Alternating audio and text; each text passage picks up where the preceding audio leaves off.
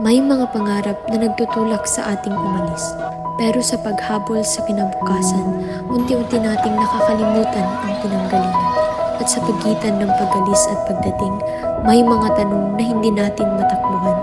Ano ang niiwan sa ating paglisan at alin ang dapat nating balikan?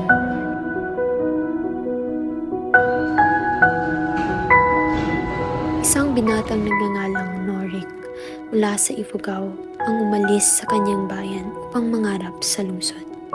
Sa kolehiyo, natutunan niya ang bagong paraan ng pamumuhay. Habang tumatagal, unti-unting natatabunan ng ingay ng lungsod ang mga kulturang minsan niyang kinalakihan. Ang kultura na minsan naging pundasyon ng kanilang pamumuhay ay unti-unti nagiging banyaga sa kanya. Sa panahong tila walang direksyon ang kanyang buhay, isang gawain sa paaralan ang magsisilbing simula ng kanyang paglalakbay pabalik sa kanyang sarili.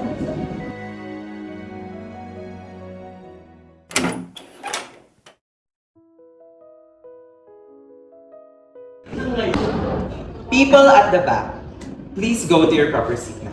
At dahil good mood ako ngayon, magpapagawa ko ng task sa inyo. Really excited siya. For your next task, please document a video presentation and an interview in a local person sa isang local or ancestral place dito sa CAR or kahit sa iba't ibang lugar ng Pilipinas. At ang video interview presentation nyo ay kinakailangan related sa IKSP o ang Indigenous Knowledge Systems and Practices. So I better see that in your project, okay? So dapat pakak din yan. Uy! Project na lang. Meron na naman. Ayan na naman kayo. Their cultural heritage. Project. Ano na si Norik? Di ba taga-Ifugao si Norik? May balak na naman kayo. Sama tayo partners now. Uy, Norik, meron ka na bang kagrupo sa GPIC project natin? Wala pa eh. Gusto mo magkagrupo? Uy! Uy, sama kami! Paris! Sama kami! Tara, sama mo kami! Tara, sama ka na! Tara na! Tara! Dong ay si Dong Ilay, insali-sali tumay. Ang sayang yan. Wait ka na dyan! Punta na!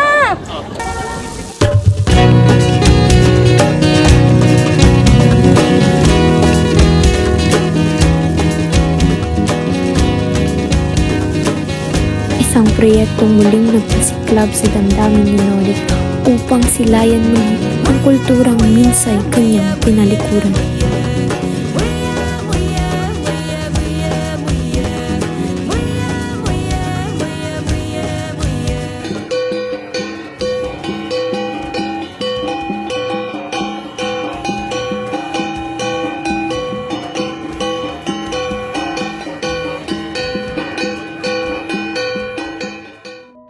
Good day to everyone.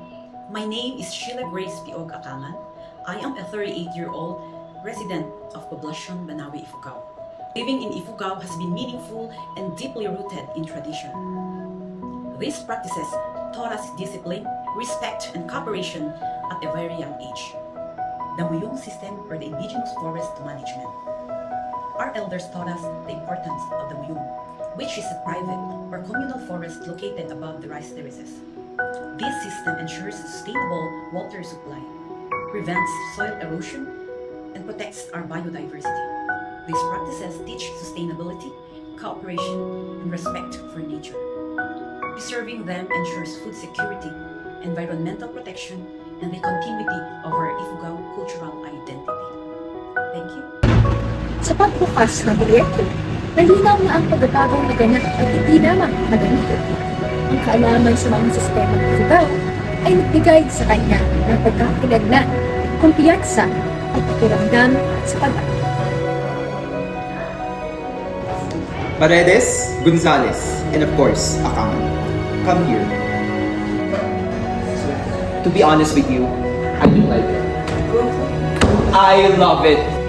Sa huli, nauunawaan niya ang mga ugat na minsay kanyang kinalimutan ang siyang nagbibigay lakas sa kanyang kinabukasan.